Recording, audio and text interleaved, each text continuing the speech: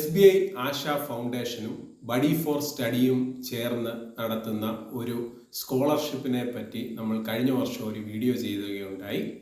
അപ്പോൾ ആ സ്കോളർഷിപ്പ് വളരെ വൃത്തിയായിട്ട് നമ്മൾ അത് എങ്ങനെയാണ് ചെയ്യുന്നത്, അത് ആർക്കൊക്കെ എലിജിബിളായിട്ട് കിട്ടും തുടങ്ങിയ എല്ലാ കാര്യങ്ങളും നമ്മുടെ ആ ലോങ് വീഡിയോയിൽ നമ്മൾ പറയുന്നുണ്ടായിരുന്നു. അപ്പോൾ ഒരുപാട് ആളുകളുടെ സംശയവും അതുപോലെ തന്നെ അഭ്യർത്ഥന പ്രകാരമാണ് ഇന്ന് ഈ വീഡിയോ ചെയ്യുന്നത്. കാര്യം എന്ന് പറഞ്ഞാൽ ഈ വർഷത്തെ SBI ഫൗണ്ടേഷനിൽ നിന്നുള്ള ആശ സ്കോളർഷിപ്പ് പദ്ധതി സ്റ്റാർട്ട് ചെയ്തിട്ടുണ്ട്. സെപ്റ്റംബർ 4 വരെയാണ് നിങ്ങൾക്ക് അതിലേക്ക് അപേക്ഷിക്കാൻ സാധിക്കുന്നത്. അപ്പോൾ നിങ്ങളുടെ ഓരോ സംശയങ്ങളും മറ്റുള്ള കാര്യങ്ങളും നമ്മുടെ വീഡിയോയിൽ കമൻറ്റ് ചെയ്ത് കഴിഞ്ഞാൽ കൃത്യമായിട്ട് ഞാനത് പറഞ്ഞു തരുന്നതായിരിക്കും. ആദ്യമായി തന്നെ നിങ്ങൾ അറിയേണ്ട ഒരു കേസ് എന്ന് പറഞ്ഞാൽ SBI ആശ സ്കോളർഷിപ്പിൻ്റെ വെബ്സൈറ്റായ sbiasha.scholarship.gov.in എന്നുള്ള സൈറ്റിൽ നിങ്ങൾ കയറിക്കഴിഞ്ഞാൽ അതിനകത്ത് വ്യക്തമായിട്ട് ഗൈഡ് ലൈൻസ് കാണിക്കുന്നുണ്ട്. കാര്യം എന്ന് പറഞ്ഞു കഴിഞ്ഞാൽ കഴിവതും സ്റ്റുഡൻറ്റ് തന്നെ ഈ ആപ്ലിക്കേഷൻ കംപ്ലീറ്റ് പൂർത്തീകരിക്കണം എന്നുള്ളത് കൊണ്ടാണ് നമ്മുടെ സെൻറ്ററിൽ, ഇപ്പം നമ്മളെ CSE സെൻറ്ററിൽ നമ്മൾ നിരവധി സ്കോളർഷിപ്പിന് അപേക്ഷ നമ്മൾ ചെയ്തു കൊടുക്കുന്നുണ്ട്. ഈ ഗ്രാൻസ് പോലുള്ള എല്ലാ കാര്യങ്ങളും നമ്മൾ ചെയ്തു കൊടുക്കുന്നുണ്ട്. പക്ഷേ ഈ പ്രത്യേക സ്കോളർഷിപ്പ് നമ്മൾ കുട്ടികൾക്ക് യൂട്യൂബ് ചാനൽ വഴി ഗൈഡൻസ് കൊടുത്തിട്ടാണ് നമ്മൾ ചെയ്യിപ്പിക്കുന്നത്. അപ്പോൾ നമ്മുടെ ചാനലിൽ കുറച്ച് ആളുകൾ വന്ന് കമൻറ്റ് ചെയ്തിട്ടുണ്ടായിരുന്നു കഴിഞ്ഞ പ്രാവശ്യം, ഇത് വെറുതെയാണ്, ഈ സ്കോളർഷിപ്പ് കിട്ടത്തില്ല എന്നൊക്കെ പറഞ്ഞു. അപ്പോൾ അങ്ങനെ കമൻറ്റ് ചെയ്ത ആളുകളെ ഞാൻ ഹൈലൈറ്റ് ചെയ്ത് വളരെ കൃത്യമായിട്ട് ഈ സ്കോളർഷിപ്പ് 4 കുട്ടികൾക്ക്, അതായത് 20 കുട്ടികൾക്ക് നമ്മൾ ഗൈഡൻസ് കൊടുത്തതിൽ വെറും 4 പേർക്കാണ് ആ സ്കോളർഷിപ്പ് കഴിഞ്ഞ വർഷം ലഭിക്കുകയുണ്ടായി. അപ്പം ലഭിച്ച കുട്ടികൾക്ക് 15,000 രൂപ അവരുടെ അക്കൗണ്ടിൽ ക്രെഡിറ്റ് ആവുകയും ചെയ്തു. അപ്പോൾ അതിനകത്തുനിന്ന് എനിക്ക് മനസ്സിലായ കുറച്ച് കാര്യങ്ങളാണ് ഞാൻ നിങ്ങളുടെ അടുത്ത് ഷെയർ ചെയ്യുന്നത്. അപ്പോൾ വീഡിയോ സ്കിപ്പ് ചെയ്യാതെ കൃത്യമായിട്ട് കാണുക. നിങ്ങൾക്ക് ഡൗട്ട് ഉണ്ടെങ്കിൽ എന്ത് വേണേലും ക്ലിയർ ചെയ്യാവുന്നതാണ്. കാര്യം എന്ന് പറഞ്ഞാൽ ഞാനിത് ചെയ്ത് നോക്കിയതിൻ്റെ അടിസ്ഥാനത്തിലാണ് ഈ വീഡിയോ ചെയ്യുന്നത്. സോഷ്യൽ മീഡിയയിൽ നിരവധി വീഡിയോകൾ ഞാൻ കാണാനിടയായി. അവർ പറയുന്നതെല്ലാം അബദ്ധധാരണകളാണ്. അതിനകത്ത് കുറേ കാര്യങ്ങൾ എനിക്ക് മനസ്സിലായത്. കാര്യം എന്ന് പറഞ്ഞാൽ എല്ലാ വർഷവും ഇത് ബഡി ഫോർ സ്റ്റഡി എന്നുള്ള ഫൗണ്ടേഷനുമായിട്ട് കൂടി ചേർന്നിട്ടാണ് ഈ SBI സ്കോളർഷിപ്പ് നടത്തിപ്പോരുന്നത്. എന്നാൽ ഈ വർഷം അത് SBI ഫൗണ്ടേഷനും SBIയുമായിട്ട് നേരിട്ട് ചേർന്നാണ് നടത്തുന്നതാണ് ഇപ്പോൾ നമ്മൾ പല വിവരങ്ങളും അറിയാൻ സാധിച്ചിരിക്കുന്നത്. ചെയ്തതിൻ്റെ അടിസ്ഥാനത്തിലും കൂടിയാണ് പറയുന്നത്. അപ്പോൾ ഡയറക്റ്റ് നിങ്ങളിപ്പോൾ ബഡി ഫോർ സ്റ്റഡിയിൽ കഴിഞ്ഞ വർഷം ചെയ്ത ഒരാളാണെങ്കിൽ അതിനകത്തൊരു ആപ്ലിക്കേഷൻ നമ്പറുണ്ട്. അപ്പോൾ അതിലെ ന്യൂമറിക് ഡിജിറ്റ് മാത്രം ആദ്യത്തെ എടുത്തതിന് ശേഷം നിങ്ങൾക്ക് ഇത് റിന്യൂ ചെയ്യാനുള്ള ഓപ്ഷനും ഇന്നലെ മുതൽ ആക്ടിവേറ്റ് ആയിട്ടുണ്ട്. അപ്പോൾ അത് റിന്യൂ ചെയ്യുമ്പോൾ സൈറ്റിൽ കുറച്ച് ടെമ്പററി ഇഷ്യൂസ് ഒക്കെ ഉണ്ട്. അപ്പോൾ നിങ്ങൾ പ്രത്യേകം ശ്രദ്ധിക്കേണ്ട കാര്യം എന്ന് പറഞ്ഞു കഴിഞ്ഞാൽ ഇത് റിന്യൂ ചെയ്യുമ്പോൾ യാതൊരു കാരണവശാലും നിങ്ങൾ ഇപ്പോൾ പുതിയത് ചെയ്തിട്ടുണ്ടെന്നുണ്ടെങ്കിൽ ഈ കഴിഞ്ഞ വർഷത്തെ ഐഡിയും കാര്യങ്ങളും എല്ലാം കൃത്യമായിട്ട് ഓർത്ത് വെച്ചിട്ട് വേണം ചെയ്യാൻ. അല്ലെന്നുണ്ടെങ്കിൽ നമ്മുടെ ID ലോക്കാവും. ലോക്കായി കഴിഞ്ഞാൽ പിന്നീട് അത് എടുക്കുവാൻ കുറച്ച് താമസം എടുക്കുന്നതാണ്.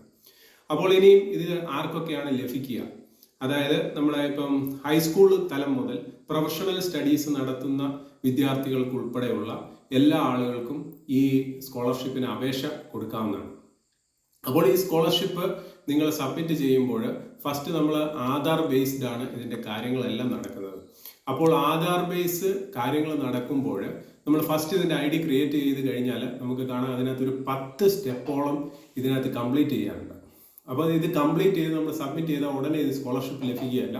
സബ്മിറ്റ് ചെയ്തതിന് ശേഷം നിങ്ങൾക്ക് നിങ്ങളുടെ രജിസ്റ്റേർഡ് ഇമെയിൽ IDയിൽ ഈ ആപ്ലിക്കേഷൻ സബ്മിറ്റ് ചെയ്തതായിട്ട് കാണും. ഒപ്പം നിങ്ങൾക്ക് ഒരു ആപ്ലിക്കേഷൻ നമ്പറും കിട്ടും. പക്ഷേ പല സ്റ്റുഡൻസിനും ഇതുവരെ അറിയാം അതിനുശേഷം എന്താണ് നടക്കുന്നത് എന്ന് യാതൊരു ഐഡിയ ഇല്ല. അതിനുശേഷമാണ് വളരെ ഇമ്പോർട്ടൻ്റ് ആയിട്ടുള്ള കാര്യം, നിങ്ങൾ വളരെ വ്യക്തമായിട്ട് നിങ്ങളുടെ ഇമെയിൽ ID, നിങ്ങൾ കൊടുത്തിരിക്കുന്ന മൊബൈൽ നമ്പർ കൃത്യമായിട്ട് ചെക്ക് ചെയ്തുകൊണ്ടേയിരിക്കണം. അതിൽ ഇവർ നോട്ടിഫിക്കേഷൻസ് അയച്ചുകൊണ്ടിരിക്കും. അപ്പോൾ ആ നോട്ടിഫിക്കേഷന് വളരെ കൃത്യമായിട്ട് മറുപടി അയച്ച് കാര്യങ്ങൾ ചെയ്താലേ നിങ്ങൾക്ക് സ്കോളർഷിപ്പ് ലഭിക്കുകയുള്ളൂ. ഫസ്റ്റ് ഓഫ് ഓൾ നിങ്ങൾ ചെയ്യേണ്ട കാര്യം എന്ന് പറഞ്ഞാൽ അക്ഷയയിൽ പോയിട്ട് നമ്മുടെ ഡോക്യുമെൻറ്റ്സ് കൊടുത്ത് ഇത് ചെയ്ത് കഴിഞ്ഞ് കഴിഞ്ഞാൽ അതായത് ഇത് നമ്മൾ സെലക്റ്റീവ് ചെയ്യുന്ന സമയത്ത് ആ കുട്ടികൾക്ക് ഇത് കിട്ടാൻ ചാൻസ് വളരെ കുറവായിരിക്കും. കഴിവതും കുട്ടികൾ തന്നെ ഇത് ചെയ്യണം എന്നുള്ളതാണ് അവരുടെ ഗൈഡ് ലൈൻസിൽ കൂടുതലും അവർ പ്രൊമോട്ട് ചെയ്യുന്നത്. അങ്ങനെ ചെയ്ത കുട്ടികൾക്കാണ് ഈ സ്കോളർഷിപ്പ് ലഭിക്കുകയും ചെയ്തിട്ടുള്ളത്. കാര്യം എന്ന് വെച്ചാൽ നമ്മുടെ കാര്യങ്ങൾ, ഇപ്പം നമ്മളിപ്പോൾ ഒരു ഓപ്പറേറ്റർ, ഇപ്പോൾ ഞാനിപ്പം CSE നടത്തുന്ന ഒരാളാണ്, ഓപ്പറേറ്ററാണ്. അപ്പം നമ്മളോട് നിങ്ങൾ പറയുമ്പോൾ ഞാൻ ചെയ്യുന്നതിനൊരു പരിധിയുണ്ട്. അപ്പം എൻ്റെ കുറച്ച് കാര്യങ്ങൾ വിട്ടിട്ടായിരിക്കും നമ്മൾ അതിനകത്ത് ചെയ്തു പോകുന്നത്. അപ്പം ഇവരുദ്ദേശിക്കുന്നതെന്ന് പറഞ്ഞാൽ ആ കുട്ടി എലിജിബിൾ ആണോ, അതാണ് SBI ഫൗണ്ടേഷൻ ആർട്സ് സ്കോളർഷിപ്പും മറ്റുള്ള സ്കോളർഷിപ്പും തമ്മിലുള്ള വ്യത്യാസം വരുന്നത്.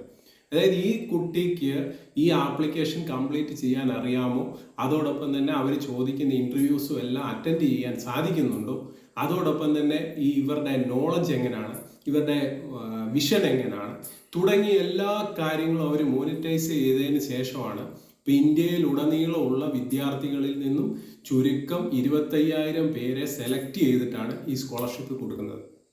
അപ്പോൾ നമ്മൾ ശ്രദ്ധിക്കേണ്ട കാര്യം എന്ന് പറഞ്ഞു കഴിഞ്ഞാൽ ആപ്ലിക്കേഷൻ കൊടുക്കുന്ന വേളയിൽ അവർ ചോദിക്കുന്ന കാര്യങ്ങൾ വളരെ കൃത്യമായിട്ട് കൊടുക്കണം. അതിനകത്ത് ആദ്യത്തെ സ്റ്റേജ് എന്ന് പറഞ്ഞാൽ കുറച്ച് കാര്യങ്ങൾ നമ്മൾ കൊടുക്കണം. അതായത് കഴിഞ്ഞ വർഷം നിങ്ങൾക്ക് 75% മാർക്കിന് മുകളിലുള്ള വിദ്യാർത്ഥികൾ, ജനറൽ വിഭാഗത്തിലുള്ള കുട്ടികൾക്ക് ഇതിനകത്ത് അപേക്ഷ കൊടുക്കാവുന്നതാണ്.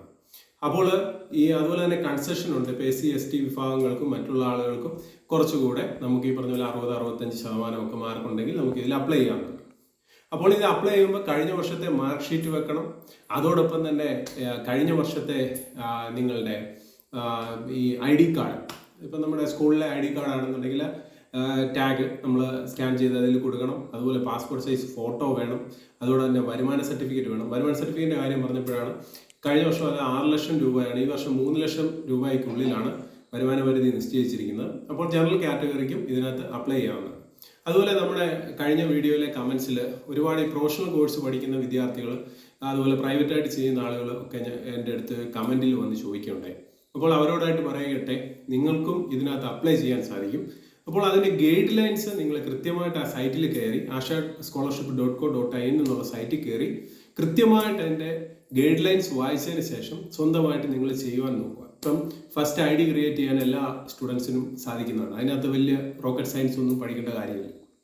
അപ്പോൾ ID ക്രിയേറ്റ് ചെയ്തിട്ട് പിന്നീട് നിങ്ങൾ ചെയ്യുമ്പോൾ ഒരുപാട് സംശയങ്ങൾ വരും. ആ സംശയങ്ങൾ എങ്ങനെ കറക്റ്റ് ചെയ്യാമെന്നുള്ളതാണ് ഞാനിപ്പോൾ ഈ വീഡിയോയിൽ ആദ്യം മുതലേ പറയുന്നത്. അപ്പോൾ നിങ്ങൾക്ക് ആ ചെയ്യുന്ന വേളയിൽ നിങ്ങൾക്ക് ഡൗട്ട് ഉണ്ടെങ്കിൽ അത്രയും ഭാഗം സേവ് ചെയ്തതിന് ശേഷം നമ്മുടെ വീഡിയോയിൽ തന്നെ നിങ്ങൾക്ക് കമൻറ്റ് ചെയ്യാവുന്നതാണ്. കമൻറ്റ് ചെയ്ത് തന്നാൽ നമ്മൾ കൃത്യമായിട്ട് അത് ഗൈഡൻസ് കൊടുക്കുന്നതാണ്. ഇപ്പോൾ ഞാൻ കഴിഞ്ഞ വർഷം ചെയ്ത 2 സ്റ്റുഡൻസിന് എനിക്ക് കാണാൻ കഴിഞ്ഞ കാര്യം എന്ന് പറഞ്ഞാൽ അവരുടെ കാലിബറും മറ്റ് കാര്യങ്ങളും കൃത്യമായിട്ട് ഇവരുടെ ഇൻ്റർവ്യൂ വരുന്നുണ്ട്. അപ്പോൾ ഈ ഓൺലൈൻ ഇൻ്റർവ്യൂ ആണ്.